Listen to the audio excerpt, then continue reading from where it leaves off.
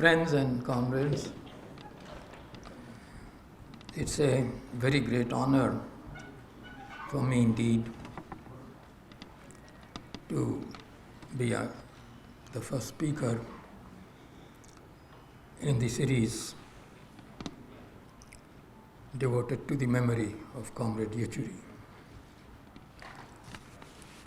I need not say much about Comrade Yechury's both practical and theoretical contributions to the Indian communist movement. Personally, I always found them accessible, and even when we did not agree on some small matter or another, always accommodating. It's a great loss indeed for the communist movement that he is no longer with us. And it is therefore a matter of both grief for me and also honor that I have been asked to speak at the meeting where we observe the first anniversary of his passing away. Knowing that he was General Secretary of the Communist Party of India, Marxist, that Marxism is a basic ideology which the communist movement follows, I thought I should take a subject which is that of the applicability and indeed the application of Marxist concepts and methods to India.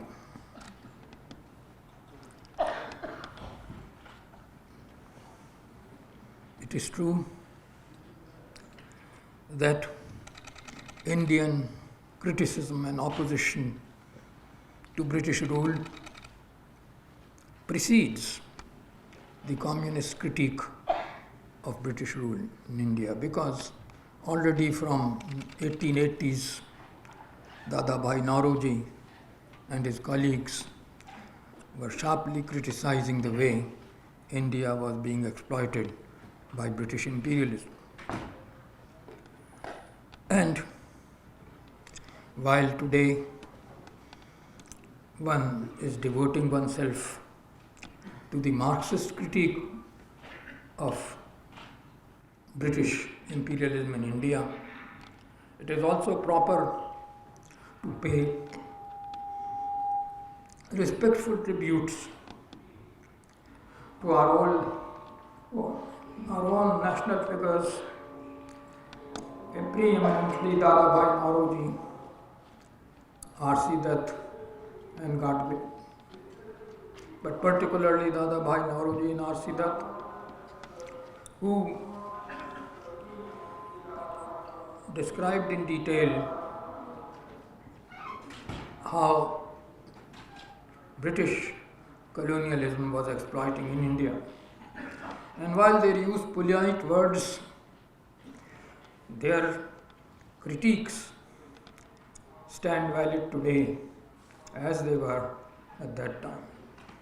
So when we pay tributes to the earlier scholars, the earlier nationalists, and earlier scholars abroad like Karl Marx himself and Friedrich Engels, we also pay tribute to Dadabhai Naoroji and R.C. Dutt in particular for bringing out how Britain was exploiting India. I am today especially concerned with Karl Marx and the Marxist approach to colonialism in India and its consequences. Karl Marx's criticism of colonialism was, of course, included in Capital, Volume 1, and also in the subsequent 2 volumes, and also in his articles contributed to the newspapers in America, which have been published several times, both earlier from Moscow and now also from other places. One edition coming from New York in 1991. Communist approach to colonial India precedes the communist movement in India, because this approach was first initiated by Karl Marx in his articles in 1840s onwards, also by Friedrich Engels, in which they pointed out how British imperialism was exploiting India. But from 1980s onwards, Indian economists, particularly Dadabhai Nauroji and R.C. Dutt, developed that critique. And although they often used courteous words, their content was singularly effective against British justifications of their rule in India. Therefore, as we celebrate what Karl Marx said against colonialism in India, we should also celebrate what Dadabhai Nauroji and R.C. Dutt in the late 19th century, although it has been said in criticism and denunciation of British rule and economic exploitation of India. I have a feeling, I think, that the tribute owed to them is not effectively or adequately recognized in our universities and educational institutions. And I think, therefore, it is time that we should look at what they found to be wrong and evil in the British exploitation of India. Their publications, both Dada Nauroji and Dutt, begin from 1880s. And they pointed out how India was losing annually a large amount of its income and wealth to Britain, the so-called tribute, the drain of wealth from India. They were therefore the predecessors of communist critics, of Marxist critics of British rule in India. Our own communist movement began really in this century, and in 1920s various communist groups appeared, particularly influenced by the Soviet Revolution of 1917, and created communist groups. Here it is not my intention or time to go into the various stages in which the formation of communist movement took place, particularly after 1917, the Soviet Revolution. But it is best to remember that by 1930s, the Communist Party of India, a single Communist Party of India, had practically been formed. It had already resisted British repression, the so-called Meerut conspiracy case of 1920s and others. Of the Meerut conspiracy case, I am sorry if I make a diversion,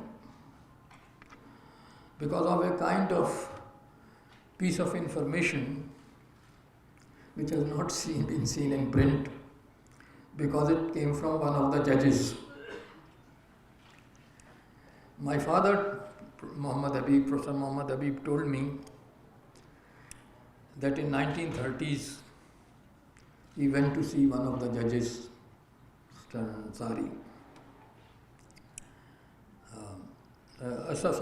Sulaiman.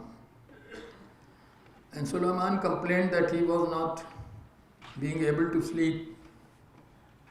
And my father asked him why. He was Vice Chancellor or Chancellor, I forget which, of the Aligarh Muslim University and a judge of the High Court, later on promoted to what was then called Federal Court in Delhi.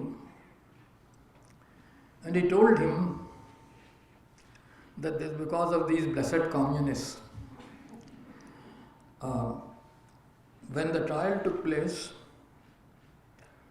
I found that they were innocent. And I told the British lawyer that what was he was saying was absurd. This was not physically possible, what he was saying for the communists to do.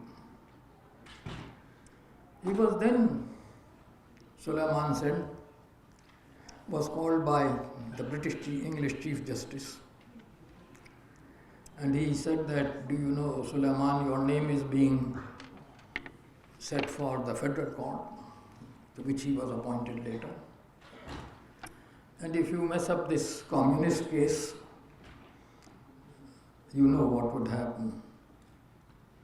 And therefore Sulaiman said that although I modified the punishments, I upheld the punishments, whereas I intended to say that the law does not justify this kind of case. And therefore he said the communists went to prison for a few years more. This was what he told my father, and my father generally communicated to me when he was reminiscing about previous case. And then I found that this was indeed the case, that Shah Sulaiman had modified on appeal the punishments to the communists, but he did not dispense with the punishments, he only reduced them. And in reward, soon after, he was appointed a federal judge at Delhi, and also won the vice chancellorship of the Aligarh Muslim University. So, all these things that take place in life have to be considered, and justice certainly was at harm's way when the cases of communists, particularly the so-called Meerut conspiracy case, came before judges. They might reduce the penalty, but they did not expose the fraud. And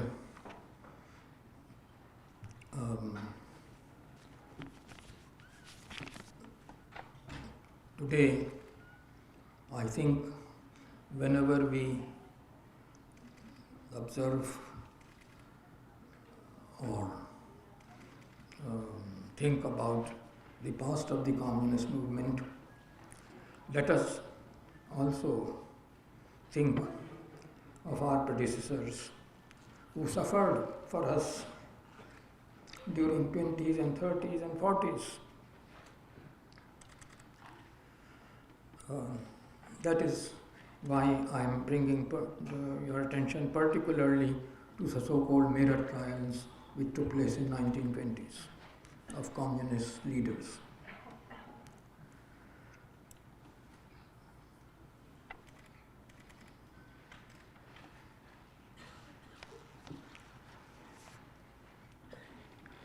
As far as the communists were concerned, with some leaders of the Congress like Jawaharlal Nehru and others, they were not tolerated by the Congress leadership.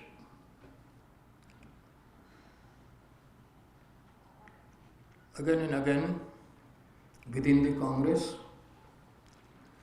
there were conflicts between socialists, among whom at that time communists were also counted.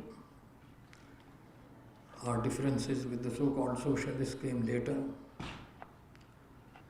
And sometimes it happened whenever Jawaharlal Nehru and his supporters shifted, that the left even obtained a majority among the Congress delegates, to the constant consternation of Mahatma Gandhi himself.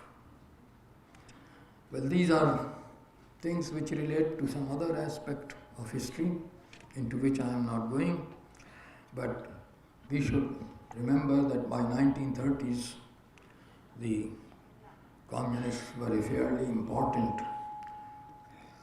component of the Indian National Congress and often in alliance with the socialists.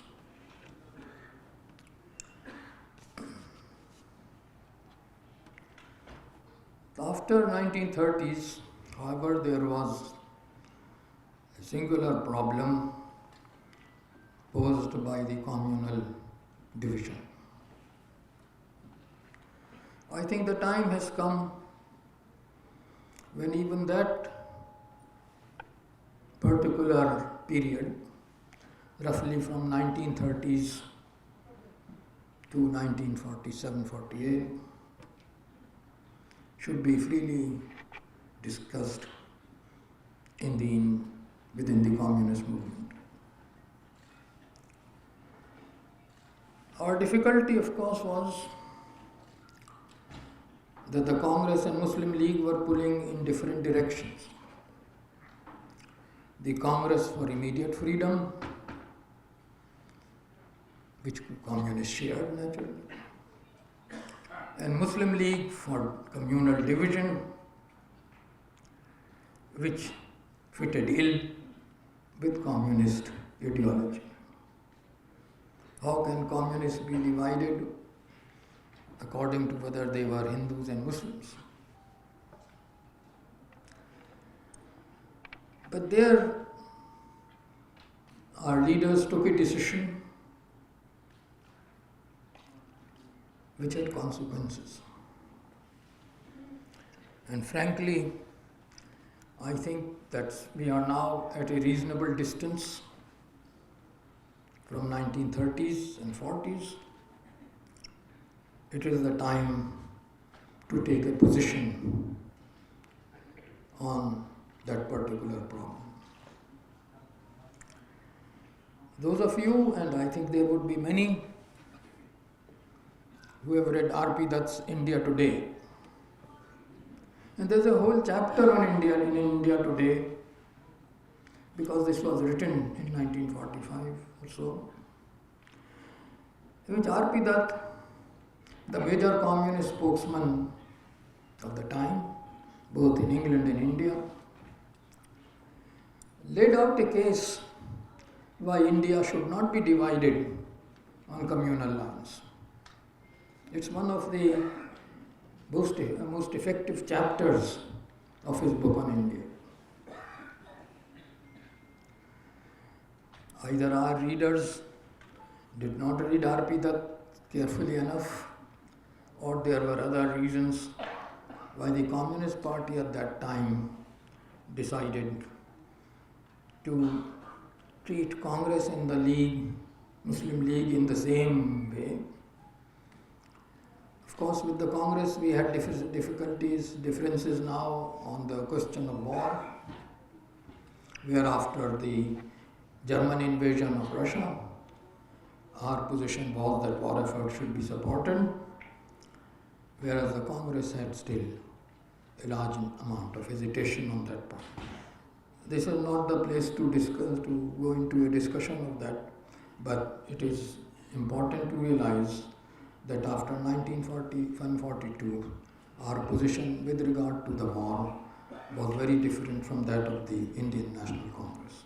And that was one reason for the division.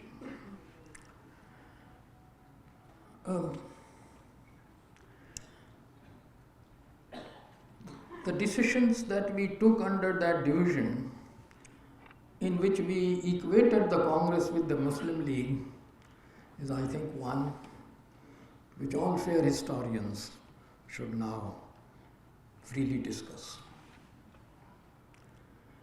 They were not the same. Muslim League was a communal organization. The Congress was not. The Muslim League cooperated with the British. The Congress opposed the British. On what ground could we then say that they were the same? That Muslim communists should go into the Muslim League and the others to the Congress. It is time now, I think, to look into our own shortcomings of the 40s. I believe that this was a wrong decision, that this indeed divided the communist movement on communal grounds.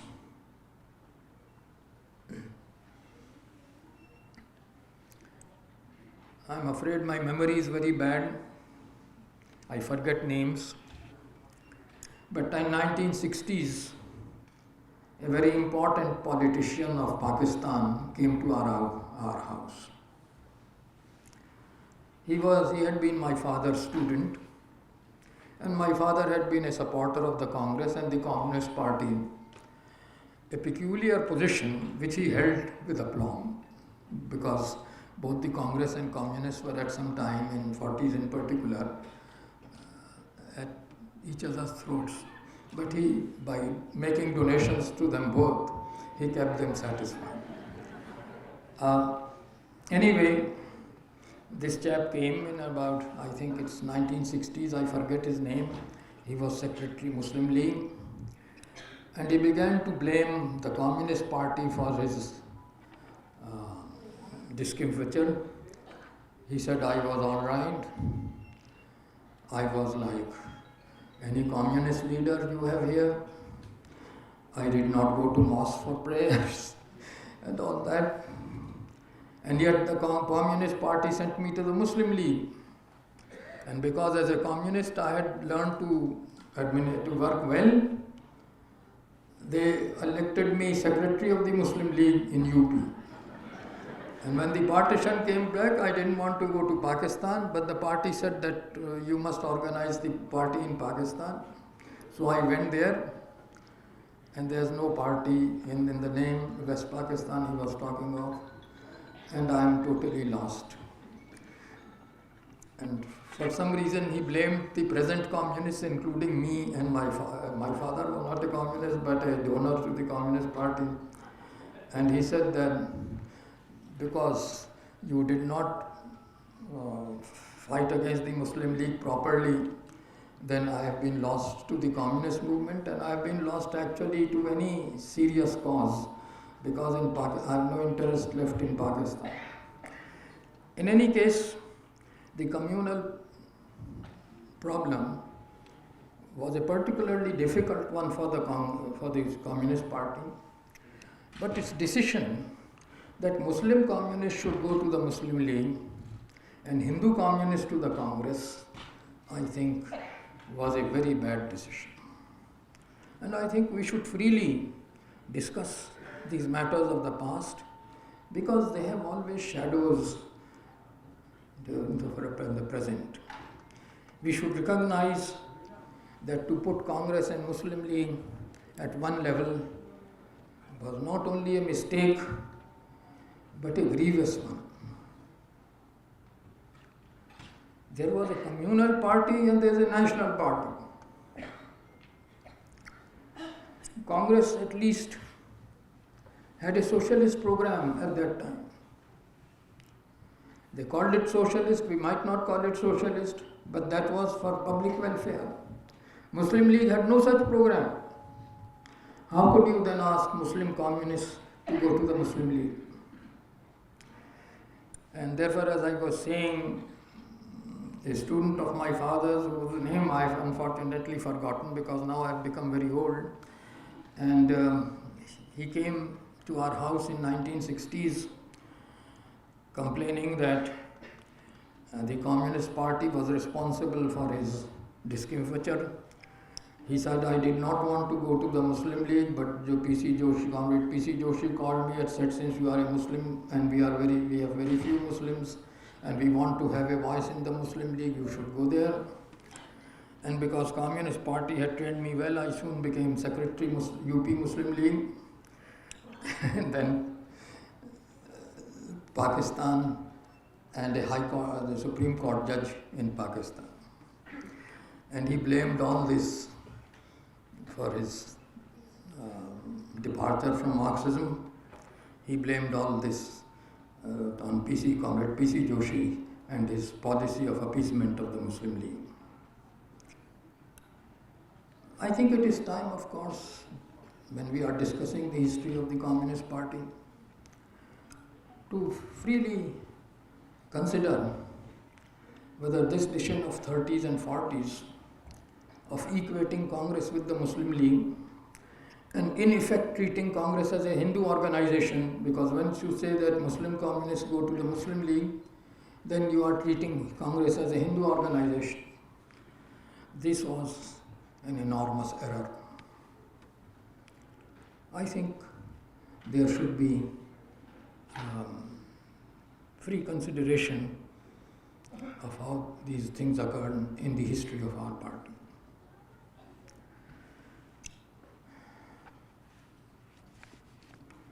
I think, however, that there are also difficulties for the communist movement which we should recognize, particularly because when Germany attacked Russia, what should have been our attitude? The only socialist country in the world attacked by the leading fascist party of the world, power of the world. Should we then continue to say that the war is an imperialist war? Or should we say that the change of the war, the character has changed from a war between two imperialist powers, Germany and England, it has become a war between two fascist powers like Germany and Japan and the leading workers' republic, Soviet Union, and our neighbor peoples, China. There may be many who might think that the decision our party took was a mistake, but we decided that the war had changed from an imperialist war, it has become a people's war. Once Russia was attacked and Japan intensified its invasion of China. There are many who think that this was a wrong decision, that we therefore put us outside the Indian national movement, because remember, this was the time of the Quit India resolution of 1942. A resolution which even today looks very awkward when you think that Japan was on the Indian frontier. Was it right at that time to say that British should quit India? That there should be immediate movement and agitation for it? If you look at Jawaharlal Nehru's own papers, far from trying to oppose the British government at that time, he was thinking of how the Japanese invasion would be tackled by Indians, how they would fight Japanese soldiers.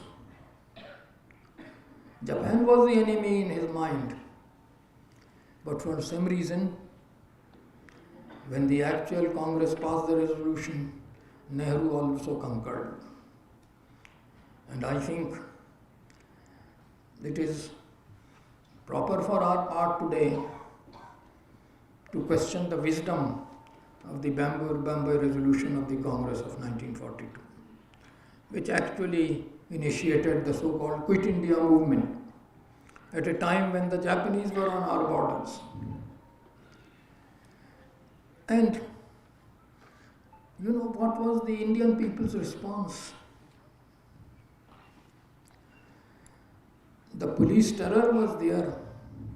There were demonstrations, but nothing like the demonstrations when earlier Congress movements had taken place. Nothing like those. So although the socialists in particular then began to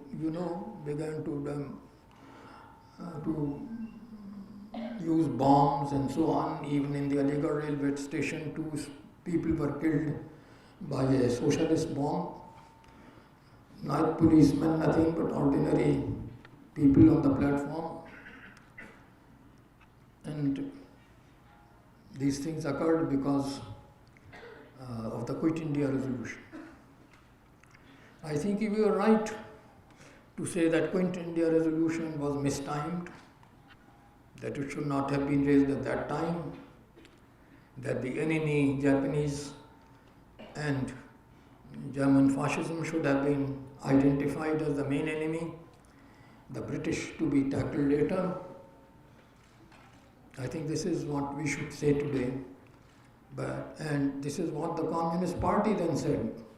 And I think we should stand by what the Communist Party's position remained, that the initial task, once Hitler had invaded Soviet Union, was to defeat the fascist powers and then later on to tackle British imperialism.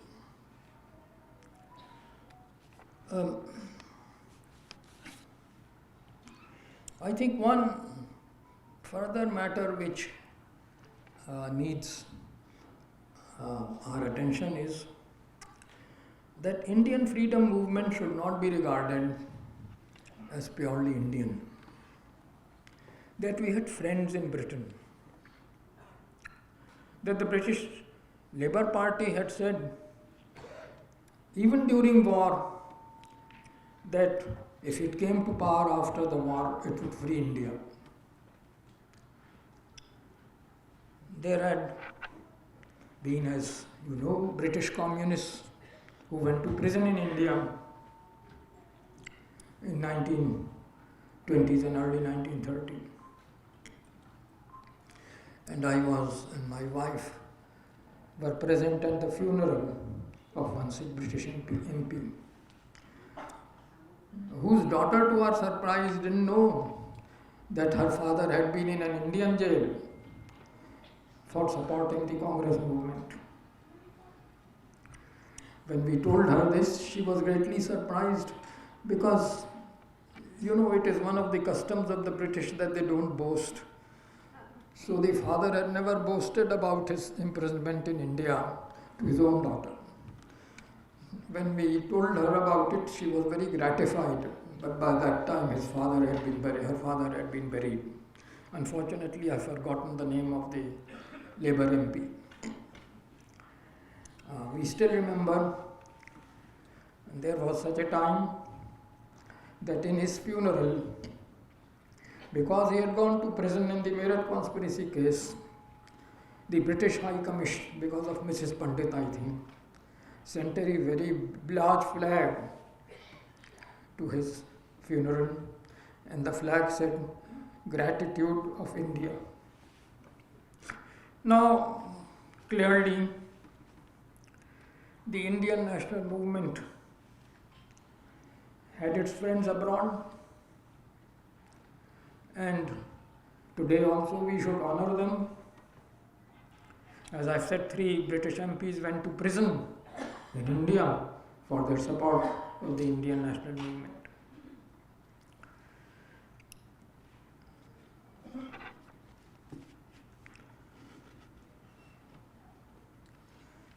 Today, we are observing the memory of our past deceased comrade. I I think that while it is of course proper that all of us have assembled to celebrate and observe his memory, it is also as important that we should also support further the cause for which he had stood, the cause of socialism and people's democracy in India. Before closing, I would say that both socialism and democracy are priceless values, of value. One can't be of value without the other. To think that socialism can be imposed by a dictatorship is, I think, a fallacy. And therefore, in India today, we should not only propagate socialism, but we should also propagate full democracy. Let India have a socialism which its people want, for which we have convinced its people. And today, as we celebrate, as we observe the demise of a very precious comrade of ours, a major leader of our party, let us also consider within ourselves, I would not say take a pledge, but consider within ourselves how we can promote the further improvement of the cause of reason and socialism in this country, and how we can bring about a socialism which is, as far as possible, accepted by the vast majority of fellow citizens. Well, I think I have said what I wish to lay before you. Nothing is novel there, nothing innovative, but I think a reminder of these particular points should also have a place here, and therefore, while ending, I request you to consider, if you have not already considered, the points that I have raised. Thank you.